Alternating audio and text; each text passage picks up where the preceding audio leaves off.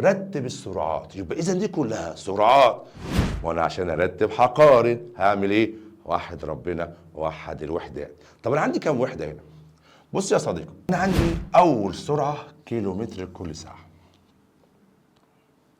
تاني سرعه متر لكل دقيقه، تالت سرعه متر لكل ثانيه.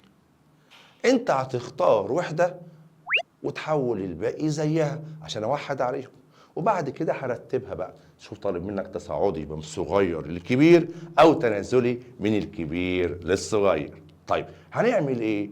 نصيحة بقى باباك ونصيحة مسترك عشان نجيب من الاخر، خلي الكبير هو اللي يتحول للصغير وخلي الصغير موجود زي ما هو. يبقى مين اصغر وحدة عندنا؟ اللي هي المتر لكل ثانية. يبقى ال50 ده هتاني. يبقى اذا انا مطالب مني ايه؟ احول الف اللي هي 72 كيلو متر لكل ساعة أحولها لمتر لكل ثانية، ومطالب أحول باء اللي هي 600 متر لكل دقيقة أحولها برضو لمتر كل ثانية. خلاص؟ طيب يا مستر تعال نحول يا صديقي. تمام؟ ال 72 زي ما هي ما فيهاش مشكلة. من كيلو متر لكيلو متر 1000، من كيلو متر لمتر 1000 اللي هي كام؟ 5 يا مستر. يبقى في 5. طيب قابلتك العلامة حطها. من ساعة لثانية 18. واخدينها قبل كده دي كتير يا مستر.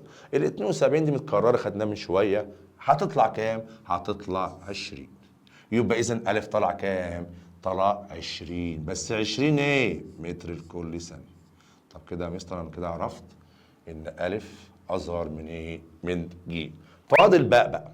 طيب باء بقى مشكلتها بقى ما فيش مشكله، بس الفرق بينهم ان هي ايه؟ من متر لكل دقيقه. خلاص. طيب هنحول من متر لمتر. ما انا ما حولتش حاجه يا مستر، يبقى 600 زي ما هي. من متر لمتر مفيش تحويل. احط الواحد.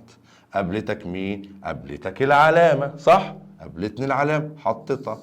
طب احول بقى منين؟ من دقيقة لثانية، يعني من الكبير للصغير. كده اضرب يا مستر. اضرب في كام؟ في 60. تمام؟ يبقى 60 في 1 على 60. وانت خايف ليه؟ قال الحاسبة في ثانية هتطلعها لك 10 متر لكل ثانية. يبقى الباء كده بقت كام؟ 10 متر لكل ثانية. مين أكبر قيمة عندك كده؟ أكبر قيمة عندي ج 50. أي كاتب كده ج أكبر. خلاص. بعد كده من مين؟ فاضل ال20 وال10. ال20 اللي هي مين؟ اللي هي ألف. بعد كده من الصغير الآخر اللي هي مين؟ باء. خلاص؟ تمام؟ اللي هي الجيم اللي هي 50. بعد كده الألف اللي هي 20. بعد كده الباء اللي هي 10.